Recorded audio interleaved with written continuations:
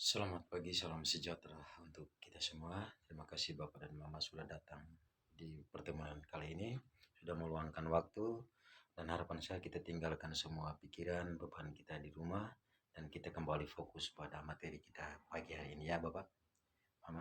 Tadi pagi mungkin anak ke sekolah, dia minta uang jajan, terus tidak dikasih, anak ke jalan ke sekolah dan menangis.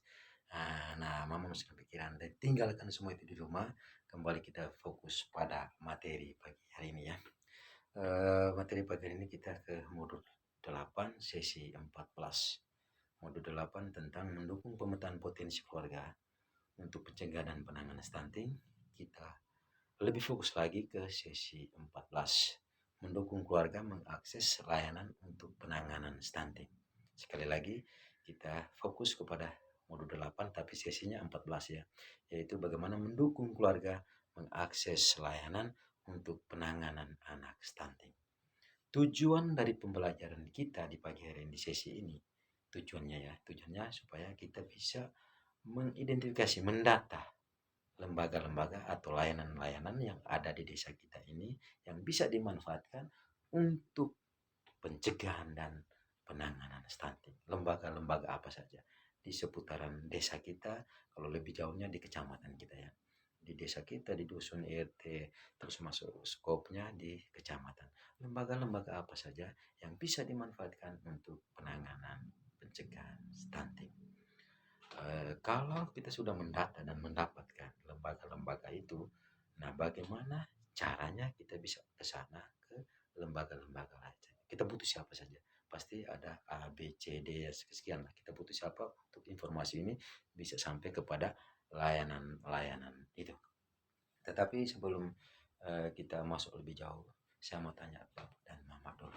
Ya, saya mau tanya Bapak dan Mama, eh, apakah ada kasus stunting atau ada anak stunting di lingkungan sekitar kita? Di RT kita, di dusun kita, di desa kita, apakah ada? Yang kedua, kalau Bapak dan Mama yang ada, kalau ada anak stunting, apa yang dilakukan? Ya, apa yang dilakukan? Mungkin Mama bisa jawab, mungkin di RT, di dusun, itu ada anak yang stunting atau gejala stunting. Bapak, Mama? Oh ada, sekitar 2 orang ya. Kalau Mama, tidak ada. Ya, mungkin menurut Mama tadi 2 orang stunting yang ada di RT, RT 12, RT 12 ada 2 orang anak stunting. Di RT 16 tidak ada. RT berikutnya, oh juga ada satu yang gejala atau ada menuju ke stunting. Baik, untuk Bapak Mama tidak ada anak stunting ya. Saya pikir ada. Mudah-mudahan kita yang ada di KPM ini tidak ada yang anak stunting ya.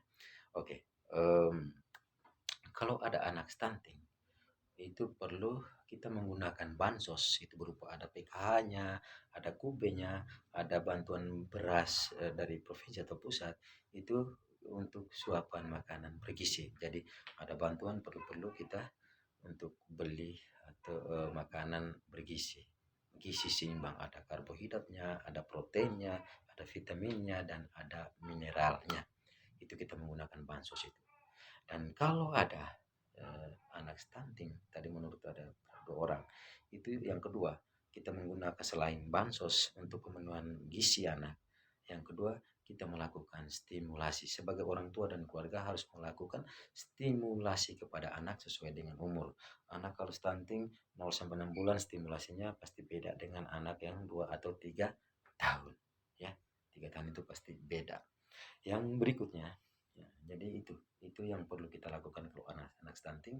Yang pertama kita lakukan memanfaatkan bansos berupa PKH, BPNT, dan di sini ada apa lagi Mama? Ada bantuan beras ya. Bantuan beras kita manfaatkan untuk pemenuhan gizi pada anak sehingga kita harus mengkhususkan gizi seimbang. Yang berikutnya kita perlu melakukan stimulasi pada anak. Itu tergantung dari umurnya. Kalau stimulasi ya tergantung umur seperti saya katakan tadi, 0 sampai 6 bulan pasti beda dengan 3 atau 4 tahun untuk kita stimulasi itu. Sebelum ke situ saya mau tanya Bapak dan Mama dulu ya. Kita perlu mendata lembaga-lembaga yang ada di desa kita. Untuk lembaga-lembaga atau layanan-layanan yang bisa dimanfaatkan untuk pencegahan dan penanganan. Lembaga-lembaga apa saja? Lembaga. Mama, oh ya, menurut Mama ada posyandu, ada puskesmas, ada polindes, ada puskesdes, dan ada apa lagi? Satu lagi yang lupa. Coba. Ada beberapa banyak yang lupa. Ada di Bapak Rofin sana ada apa? Ada warung. Ya, jadi ada puskesmas, ada posyandu, ada polindes, ada puskesdes, dan ada warung. Lembaga-lembaga ini yang bisa dimanfaatkan untuk pencegahan dan penanganan stunting. Ya. Jadi lembaga-lembaga ini sudah ada. Kita ada anak stunting di sini. Nah, terus Bapak dan Mama punya keterbatasan, ya kita mau sampai ke sana. Tetapi caranya seperti apa? Oleh karenanya tadi, pertama kita mengidentifikasi lembaga-lembaga yang Mama sudah sebutkan. Yang berikut, ketika saya mau ke puskesmas, bagaimana saya mengatakan anak stunting? Bagaimana saya ke Polindes, saya mau menyampaikan ke bidang anak stunting? Kita butuh berarti kita bisa sampaikan kepada orang-orang atau pihak-pihak yang bisa membantu kita sebagai jembatan, bisa sampai ke sana. Yang pertama, bisa juga dari pendamping PKH seperti saya. Bapak-bapak bisa kasih ke saya menyampaikan langsung kepada puskesmas. Yang kedua, pendamping bantuan sosial itu PKH yang pertama, BPNT, TKSK kecamatan, ya. Tetapi kalau lebih detail lagi itu kita mulai dari kita coba menata. Kalau saya kasus stunting itu, karena masalah stunting itu kasus kita bersama, bukan hanya pemerintah, tapi kasus kita bersama.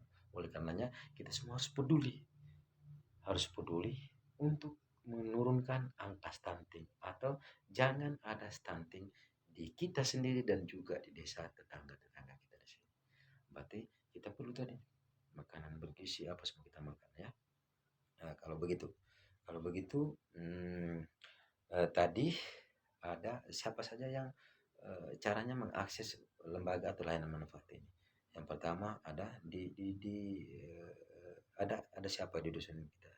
Pertama ada RT, betul Mama, ada RT. Terus ada kepala dusunnya.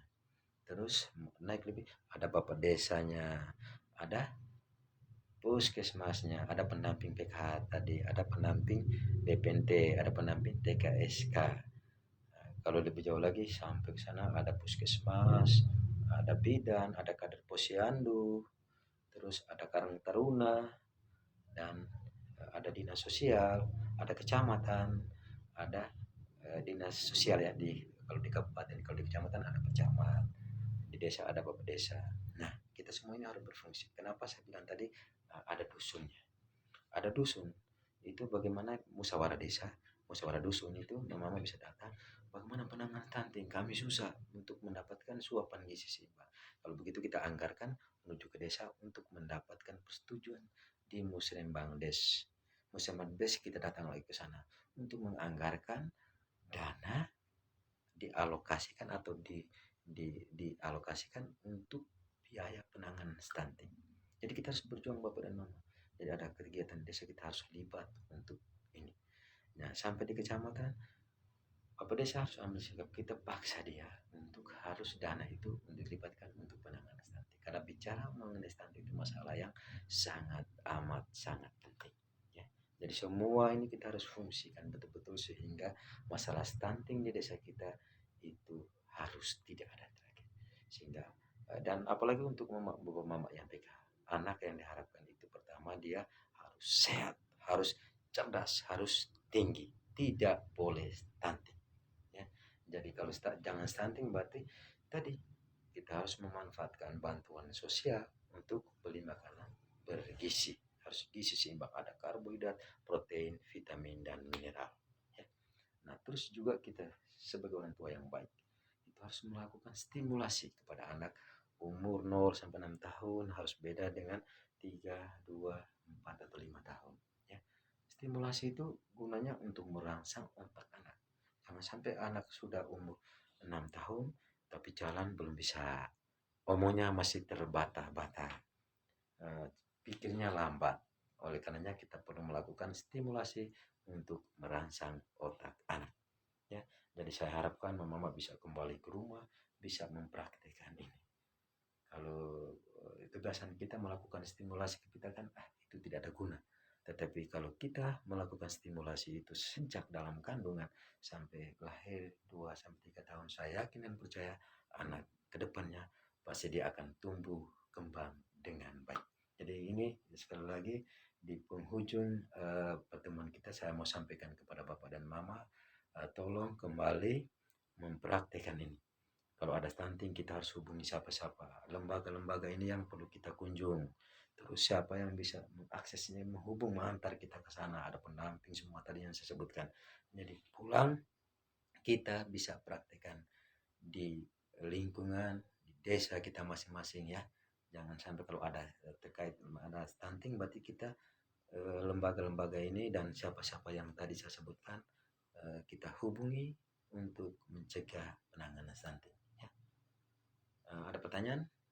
Kalau tidak ada pertanyaan, uh, kita tutup pertemuan kita dulu ini.